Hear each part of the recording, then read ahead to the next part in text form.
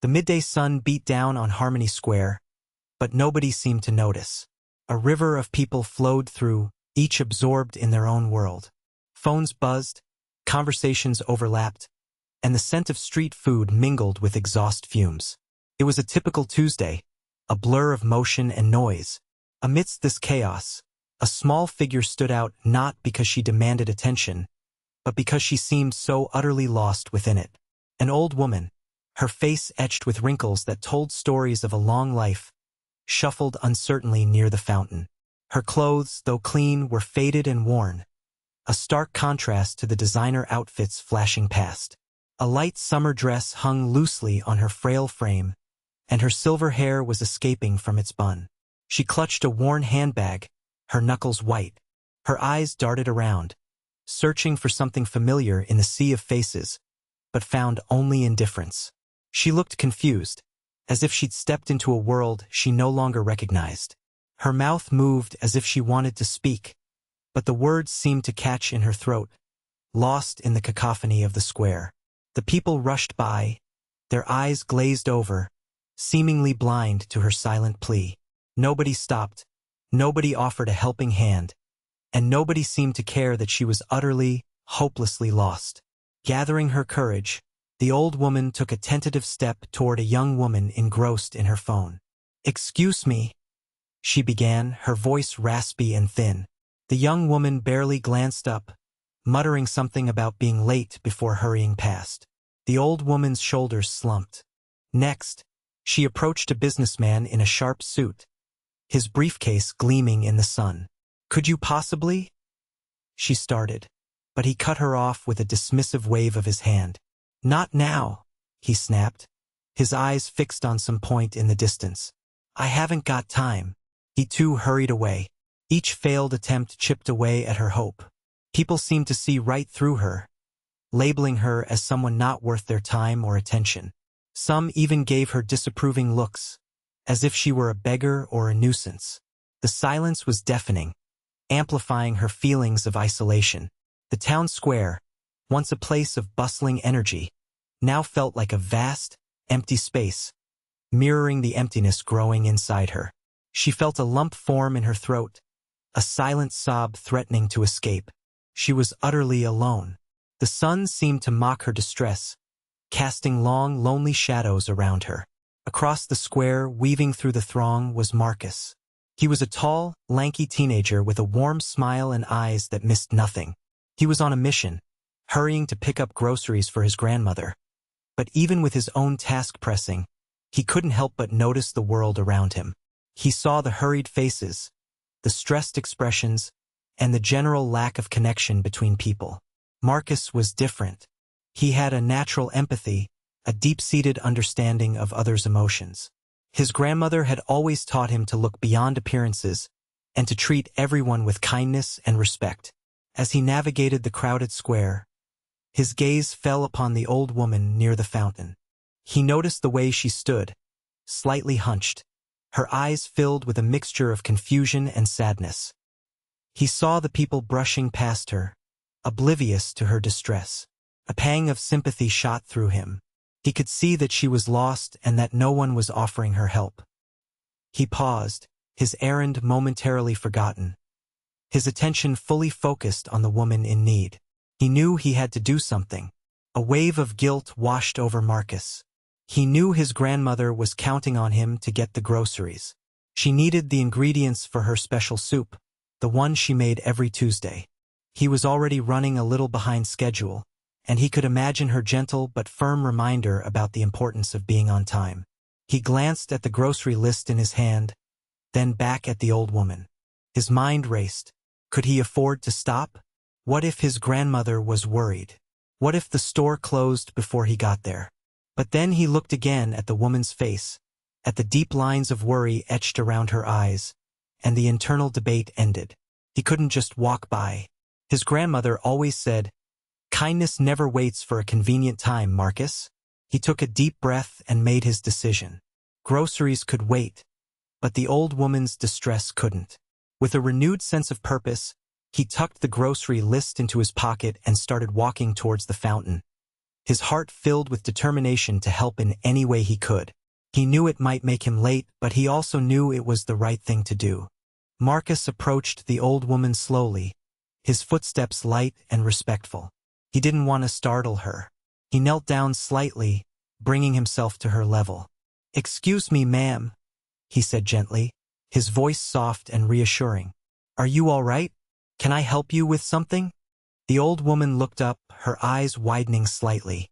She seemed surprised that someone had finally noticed her. A flicker of hope appeared in her gaze. "Oh," she whispered, her voice trembling. I think I'm lost." Marcus smiled warmly. "It's okay," he said. "We all get lost sometimes. Why don't we get you somewhere more comfortable? There's a bench over there." He extended his hand, palm up, offering her support. "Here, let me help you." Hesitantly, the old woman reached out and took his hand. Her hand was small and fragile, her skin paper-thin. Marcus held it gently but firmly, offering her a sense of security. He carefully helped her to her feet, and together they slowly made their way towards the nearby bench, Marcus guiding her with a steady and reassuring presence. The simple act of taking her hand seemed to ease her anxiety, a silent promise that she wasn't alone anymore. Seated on the bench, the old woman still seemed a little uneasy. Marcus sat beside her, giving her space but remaining close enough to offer support. "So," he began gently, "what's your name?" She hesitated for a moment. "Eleanor," she replied softly. "Eleanor Ainsworth. It's nice to meet you, Eleanor." I'm Marcus. He paused, giving her time to process. "You said you're lost? Do you know where you were trying to go?" Eleanor sighed, a sound filled with frustration. I don't remember," she confessed. "I was going back to my hotel, but I can't seem to recall which way to go. Everything looks so different." Her voice wavered, and her eyes filled with tears. "I'm so confused." Marcus patted her hand gently. "It's all right, Eleanor. Don't worry. We'll figure it out. Do you remember the name of the hotel?" She shook her head sadly. No, dear. I just can't remember. It's all a blur." She looked around the square, her expression filled with helplessness. "I don't know what to do." "That's okay, Eleanor," Marcus reassured her, his voice calm and patient. "We'll play detective. Sometimes, if you think really hard, little pieces come back. Do you remember anything about the hotel? Was it big or small? What color was it?" Eleanor closed her eyes, concentrating. I think it was tall," she said slowly. "Very tall. And I think it had lots of windows. Shiny windows." Good," Marcus encouraged. "Anything else? Was there anything special nearby? A park? A shop? A restaurant?" She frowned, struggling to recall. There was a fountain. A big fountain with statues, yes. "Statues," Marcus repeated, filing away the information. "Okay. Do you remember how you got to the square? Did you walk, take a taxi, or a bus?" I think I walked," Eleanor said, her brow furrowed. "I remember walking past a flower shop. It had roses, lots of red roses." Marcus nodded, piecing together the clues. A tall hotel with shiny windows, a big fountain with statues nearby, and a flower shop with red roses along the way. It wasn't much, but it was a start. "Okay, Eleanor," he said. "We're getting somewhere. Let's see if we can figure this out."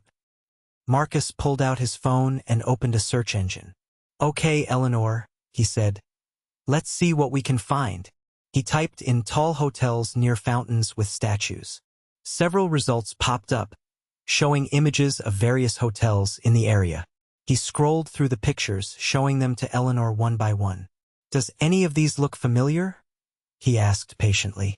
Eleanor squinted at the screen, her brow furrowed in concentration. She shook her head at the first few images.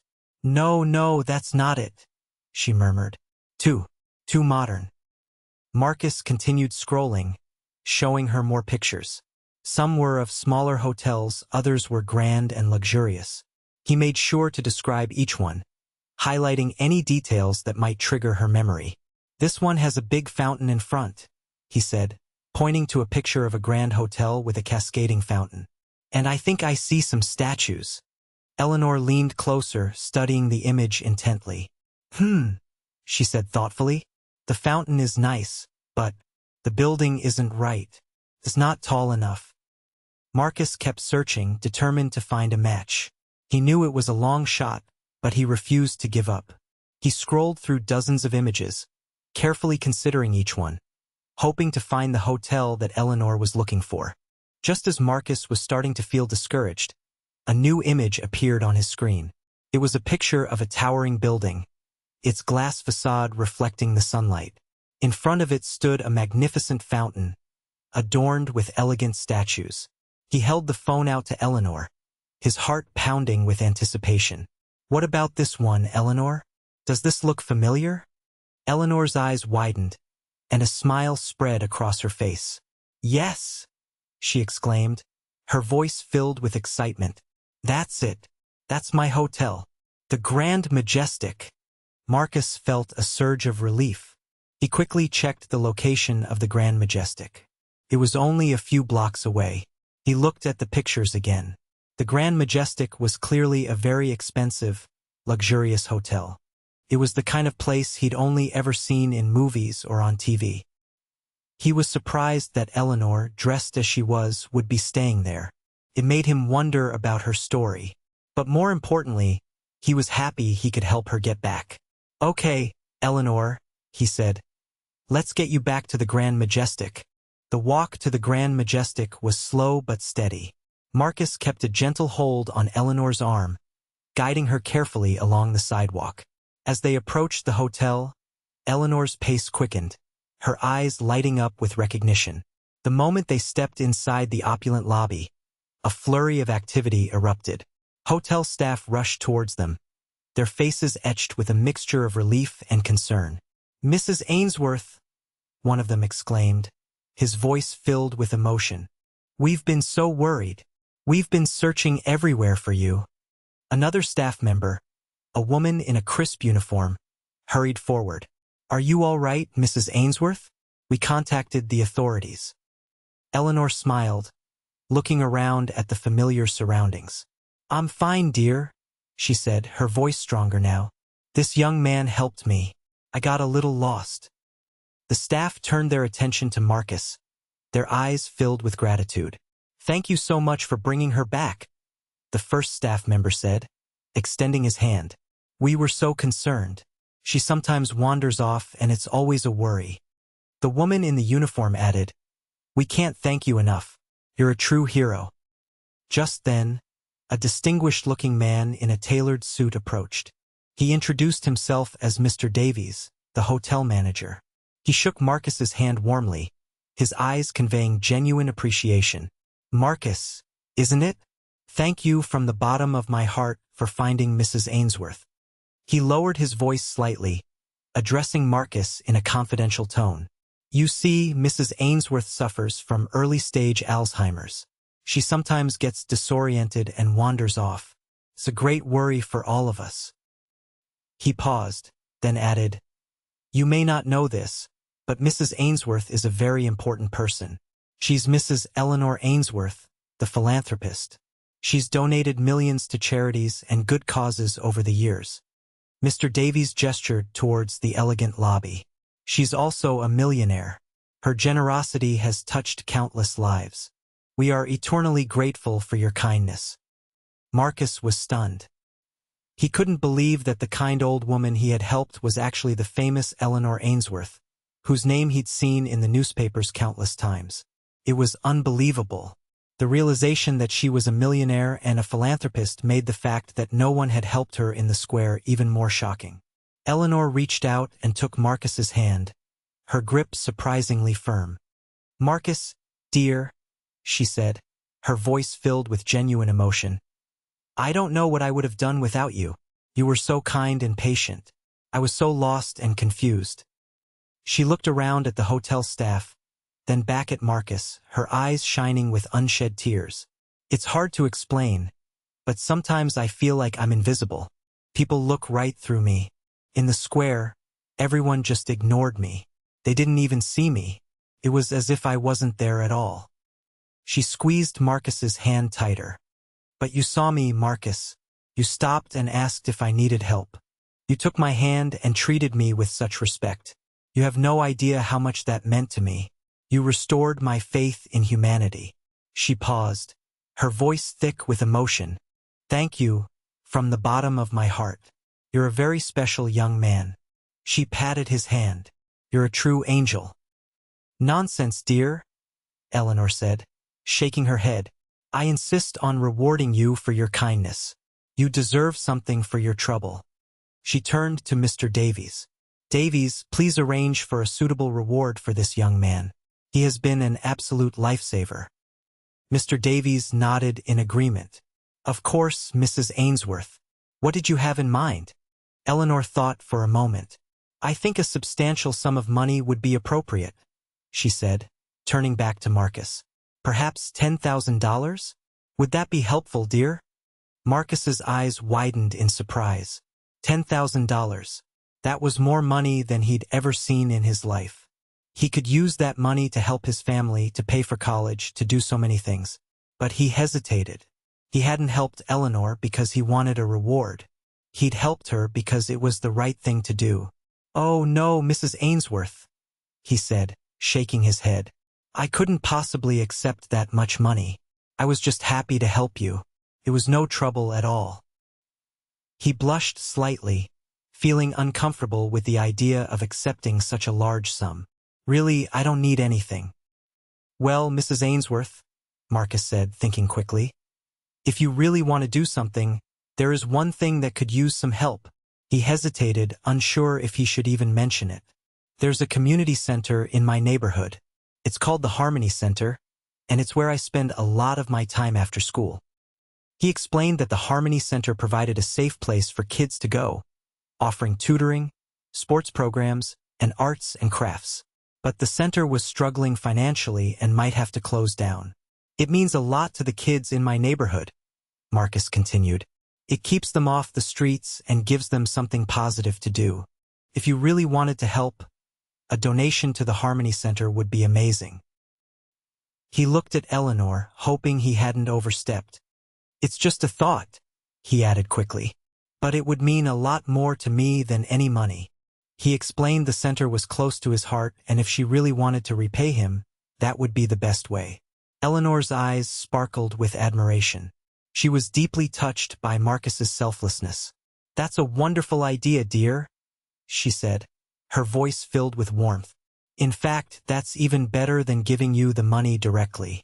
I admire your generosity and your dedication to your community. She turned to Mr. Davies. Davies, please arrange for a donation of $50,000 to be made to the Harmony Center in Marcus's name, and make sure it's unrestricted, so they can use it where it's needed most. Marcus was speechless. $52,000. That was an unbelievable amount of money. He couldn't even imagine what the Harmony Center could do with that kind of donation. It would save the center and allow them to expand their programs and reach even more kids. Oh, Mrs. Ainsworth, he stammered. That's amazing. Thank you so much. You have no idea how much this will help. He could barely contain his excitement. This was more than he could have ever hoped for. Eleanor smiled. It's the least I can do, dear, she said. You showed me kindness when I needed it most. This is just my way of paying it forward. The impact of Mrs. Ainsworth's donation on the Harmony Center was immediate and transformative. The threat of closure vanished, replaced by a wave of hope and possibility. The center was able to hire more staff, expand its tutoring programs, and offer a wider range of activities for the kids in the neighborhood. The sports program was revitalized, with new equipment and uniforms purchased. The arts and crafts room was renovated, providing a bright and inspiring space for creativity. The library was expanded, with new books and computers added. More importantly, the donation allowed the Harmony Center to reach out to more children in the community, providing them with a safe haven and a positive influence. Kids who had been struggling in school began to thrive with the help of the tutoring programs. Those who had been spending their time on the streets found a sense of belonging and purpose at the center. The Harmony Center became a beacon of hope in the neighborhood, a testament to the power of kindness and generosity. Marcus felt immense joy seeing the positive changes taking place. He knew that this was all possible because he had chosen to help someone. The story of Marcus's kindness and selflessness spread quickly throughout the community. The local newspaper ran a front-page article about his good deed, highlighting his compassion and his dedication to the Harmony Center. He was hailed as a local hero, a shining example of what it meant to be a good citizen. He started receiving letters and cards from people all over the city, thanking him for his kindness and praising his generosity. The mayor even presented him with an award for his outstanding service to the community. But the most rewarding part of it all was the impact he had on other young people. Kids at the Harmony Center looked up to him as a role model. They saw that it was possible to make a difference in the world, no matter how small or insignificant their actions might seem. Marcus's story inspired them to be kinder, more compassionate, and more involved in their community. He showed them that one act of kindness could have a ripple effect, changing lives and making the world a better place. Marcus never sought recognition, but he was grateful for the opportunity to inspire others. But the most unexpected outcome of that day in Harmony Square was the blossoming friendship between Mrs. Ainsworth and Marcus. Despite their age difference and vastly different backgrounds, they formed a deep and meaningful connection. Marcus started visiting Mrs. Ainsworth at the Grand Majestic regularly. They would sit in the hotel's elegant tea room, sipping tea and chatting for hours. Mrs. Ainsworth shared stories of her life, her travels, and her philanthropic work. Marcus, in turn, told her about his school, his friends, and his dreams for the future. Mrs. Ainsworth became a mentor figure to Marcus, offering him guidance and support. She encouraged him to pursue his education and to never give up on his dreams.